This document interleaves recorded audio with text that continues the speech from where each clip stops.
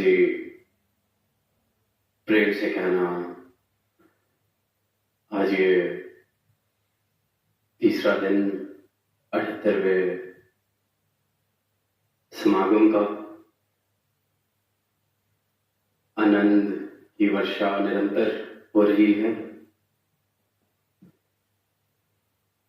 हर एक संत प्रेम में, भक्ति के भावों में सराबोर। वही हमने कवि दरबार भी श्रवण किया तो पीछे किसी शायर की दो पंक्तियां कहीं पढ़ने को मिली तो दास भी वहीं से शुरुआत करेगा। शायर ने कुछ लिखा इस प्रकार के, ले दे के अपने पास फकत एक नजर तो है, क्यों देखें जिंदगी को किसी की नजर से हम। अब वो जो पंक्तियां पढ़ी या जिस संदर्भ में लिखी गई, जहां आमतौर पर संसार में सुनते हैं कि क्यों दुनिया को किसी और की नजर से देखेंगे, हमारा नजरिया अपना होना चाहिए, बुद्धि का विषय अपना है, जो मेरे तजुर्बे हैं वो अपने हैं। पर जब वो पंक्तियां पढ़ी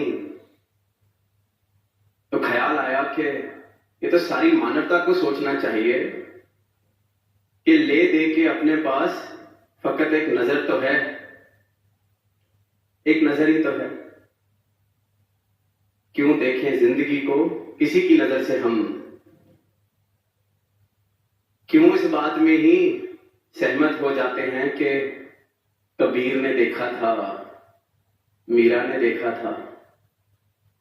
क्यों इस बात पे ही सहमत हो जाते हैं, इसने कह दिया तो होगा, उसने देख लिया तो होगा। सतगुरु भी सारी मानवता को, सारी धरा को एक ही आवाज दे रहे हैं, क्यों क्यों किसी और की नजर से प्रयास कर रहा है सत्य को देखने का।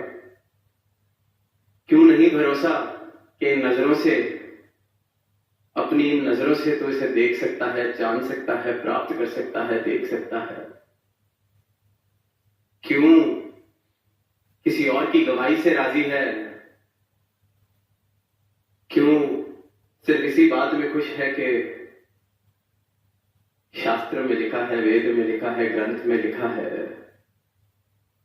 वो तो जिसने पढ़ा, जिसने पाया, उसने लिख दिया, तो फिर उसकी नजर से मैं क्यों राजी हो रहा हूं। धार्मिक हूं पर इस बात से ही क्यों राजी हूं कि क्योंकि जो हमारा धर्म है वो जिसने शुरू किया था उसने पाया था, तो आज हम इसी में राजी हैं कि हम उसकी बात कर लें। आज हम इसी में राजी हैं कि उसकी वाणी पढ़ लें। आज हम इसी में राजी हैं कि कबीर के भजन गा लें। और सारी ही मानवता को फिर यही एक आवाज कि क्यों देखें इस परमात्मा को किसी की नजर से, हम अपनी नजर से देखा जा सकता है, अपनी नजर से पाया जा सकता है। ये जो बाकी बातें हैं, जो संकेत हैं, वो जिसने पाया है उसने गवाही दी है, जिसने पाया है उसने अंकित किया है। वो मेरे लिए सहायक हो सकती हैं, मुझे इंस्पायर कर सकती हैं, प्रेरणा दे सकती हैं, इशारे दे सकती हैं। पर वो मेरी नजर नहीं बन सकती जब तक ये नजर प्राप्त ना कर ली जाए सदगुरु से, जब तक ये दर्शन प्राप्त ना कर लिए जाए सदगुरु से।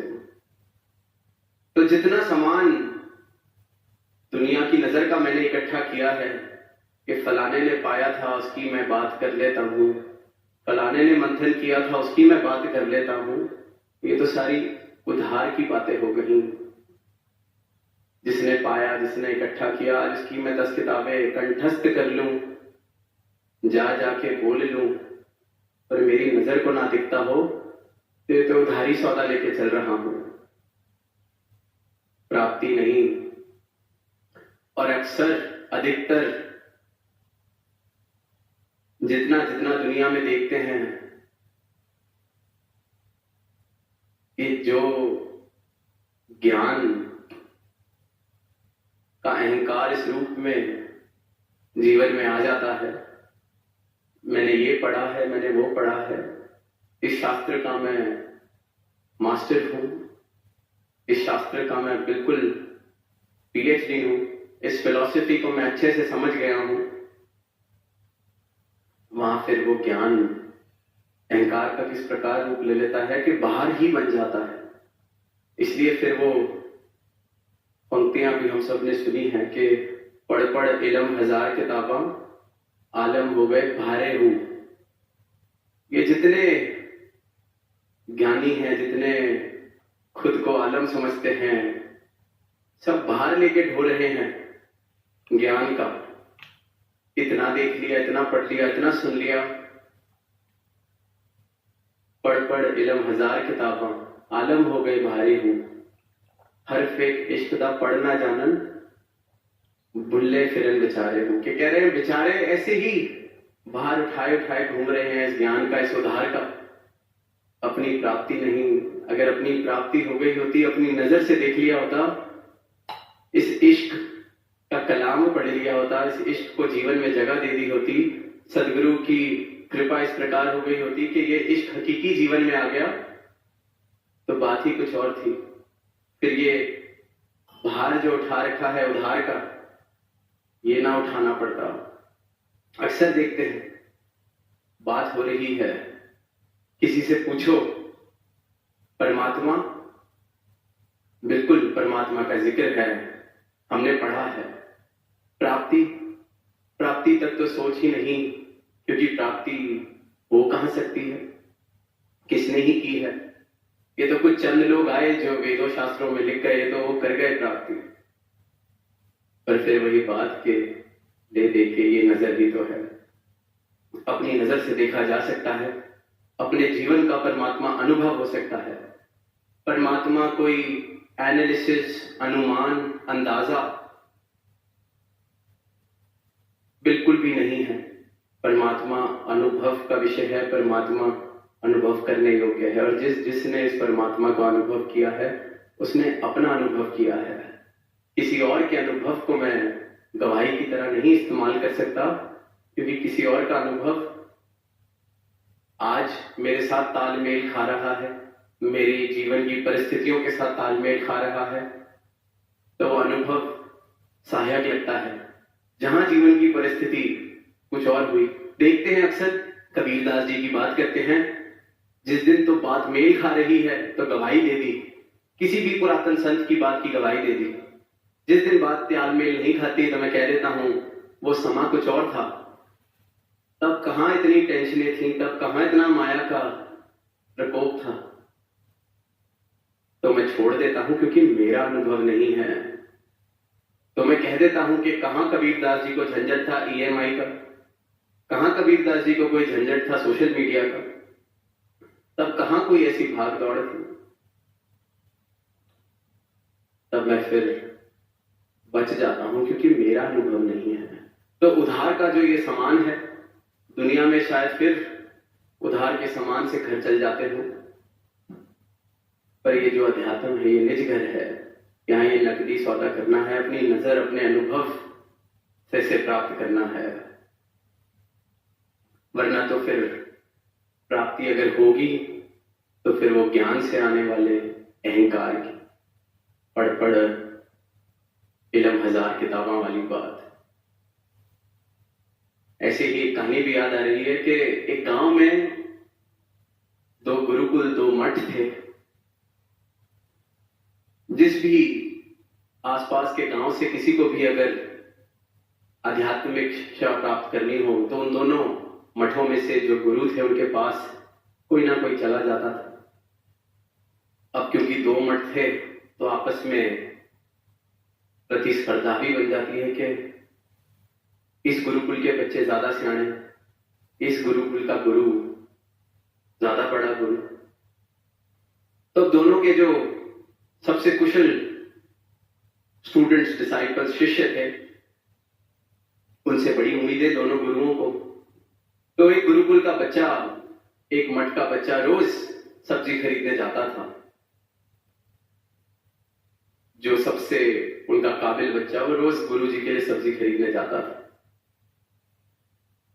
पैदल जा रहा तो एक दिन दूसरे गुरुकुल का जो सबसे कुशल बच्चा, उसने उसको देखा और पूछ लिया, कहां जा रहे हो? जानता था कि रोज सब्जी लेने जाता है, पर पूछ लिया कहां जा रहे हो, कि क्या जवाब देगा, फिर इसको मैं अपने कहीं किसी जवाब में फंसाऊं। पूछा कहां जा रहे हो? अब जो सब्जी लेने जाने वाला था वो कहता है जहां ये पैर ले जाए मैं वहां जा रहा हूं। अब जिसने सवाल पूछा वो इस बात का कोई जवाब नहीं दे सका, थोड़ा हैरान हो गया, इस जवाब की उम्मीद नहीं थी।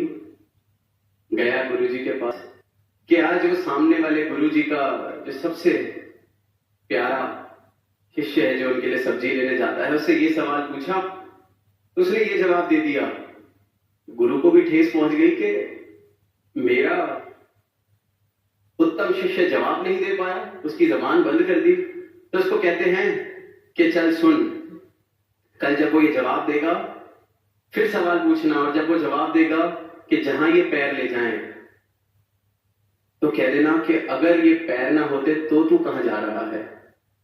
अब यही हुआ, सवाल पूछा, अगले दिन कहां जा रहे हो? उम्मीद कर रहा था कि वो कहेगा जहां ये पैर ले जाएं, क्योंकि सामने से उत्तर तैयार था। कहता है जहां ये हवा ले जाए मैं तो वहां जा रहा हूं। फिर जवाब नहीं दे पाया, फिर आंखें नीची, अहंकार थोड़ा सा ठेस पहुंचा। फिर गया कि गुरुजी आज तो उसने जवाब ही बदल दिया, कहता है जहां हवा ले जाए, जहां हवा उड़ा ले जाए वहां जा रहा हूं। गुरुजी को भी लगा 2 दिन पराजित कर दिया मेरे शिष्य को। कहते हैं कि चल कल सुबह जब बोलेगा कि जहां हवा ले जाए, तो कहना अगर हवा ही ना चल रही हो तो कहां जा रहा है तू, तो कहां जाएगा तू? फिर शिष्य कि हाँ, इस बात से लग रहा है कि कल मैं जीत के आऊंगा। फिर अगले दिन सुबह दोनों मिलते हैं रास्ते में, पूछता है कहां जा रहे हो? अब उम्मीद है कि आज भी कोई हवा की बात होगी। पूछता है कहां जा रहे हो? वो कहता है मैं तो सब्जी लेने जा रहा हूं। बात सारी की सारी है, जहां खुद को गंवाना है अध्यात्म, जहां खुद को खत्म कर लेना है, अपनी प्राप्ति करना है अध्यात्म, वहां दुनिया का हाल ये हो चुका है कि सब इसी दौड़ में है कि मेरा शास्त्र बड़ा, मेरा धर्म बड़ा, जिसे मैं गुरु मानता हूं वो बड़ा,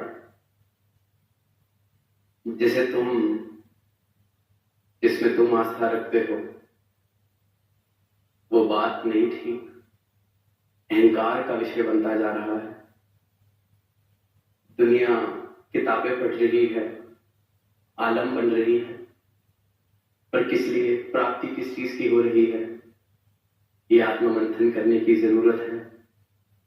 कहीं मैं धर्म के नाम पर हार ही तो नहीं डूब रहा, कहीं मेरी भी अवस्था वही वाली तो नहीं कि आलम तो हो गए पर बाहर हो रहे हैं। या यही एक चिंता चल रही है कि सामने वाले ने मुझसे ज्यादा पढ़ लिया है, मुझसे ज्यादा जान लिया है। अगर तो कंपटीशन, प्रतिस्पर्धा, चिंता, चिंतन यही है कि सामने वाले ने मुझसे ज्यादा जान लिया, सामने वाले ने मुझसे ज्यादा जवाब अच्छे दे दिए, तो ये तो मैं अभी तक बुद्धि के विषय में चल रहा हूं। सब्जेक्ट बस मैंने स्पिरिचुअल टेक्स्ट को या स्पिरिचुअलिटी को समझ लिया है अपना।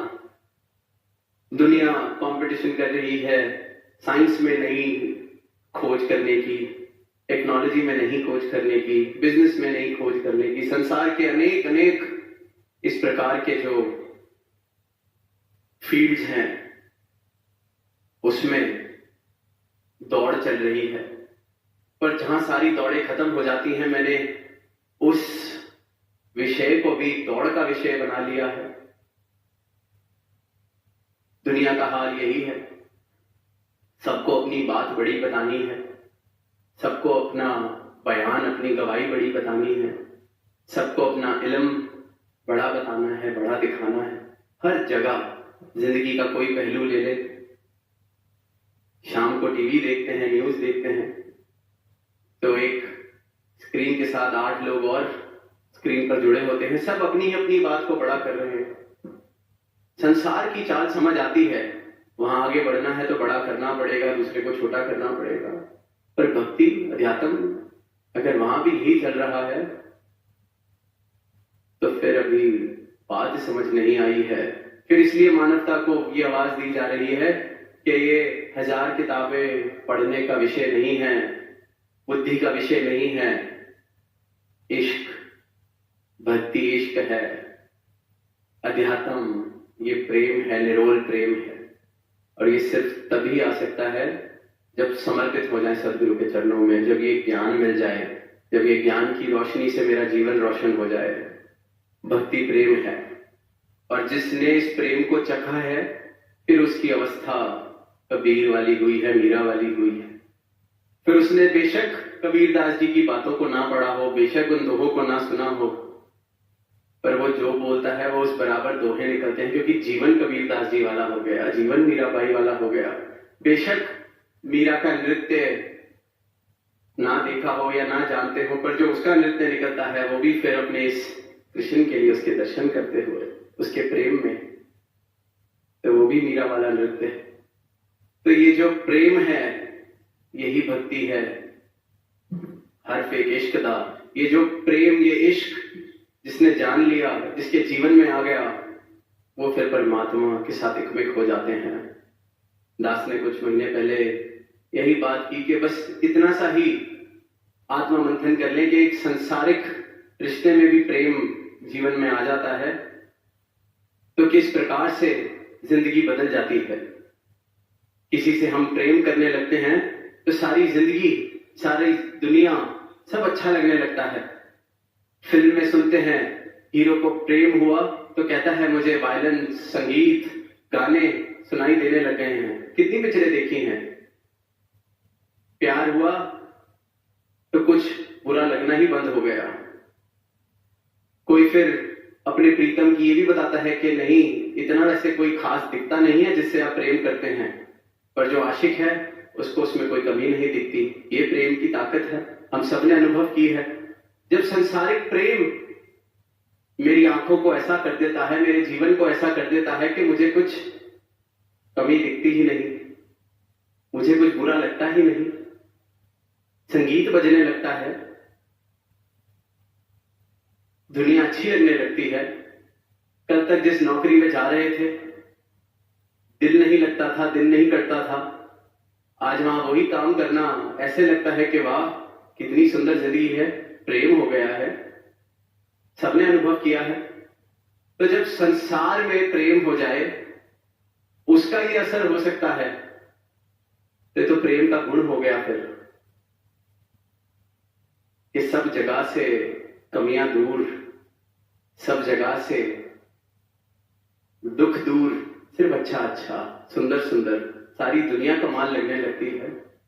इसी प्रकार जब ये सदगुरु के चरणों की प्रीत जीवन में आ जाती है, ये इश्क हकीकी जीवन में आ जाता है, तो फिर अनदनाद बजते हैं, फिर भक्त नाचता है, फिर भक्त गाता है, फिर दुनिया सुंदर हो जाती है, ये कमियां दिखनी बंद हो जाती हैं, क्योंकि ये प्रेम की ताकत है, प्रेम ही बंदगी है।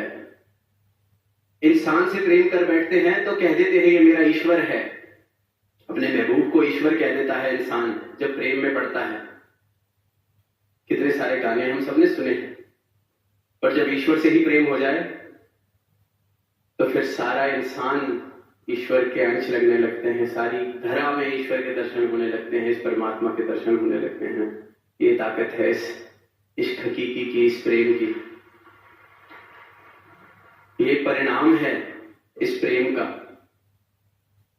और जब जिंदगी प्रेम से भरपूर हो सकती है, कौन नहीं चाहेगा, जिसने भी चंद दिनों के लिए ही चाहे प्रेम को एक्सपीरियंस किया हो, अनुभव किया हो, कौन नहीं चाहेगा कि सुंदर हो जाए दुनिया, सुंदर हो जाए जिंदगी, रोज वायलिन बजे, रोज मजा आए, रोज खुशी मिले, कौन नहीं चाहेगा। फिर पूछते हैं परमात्मा क्यों चाहिए?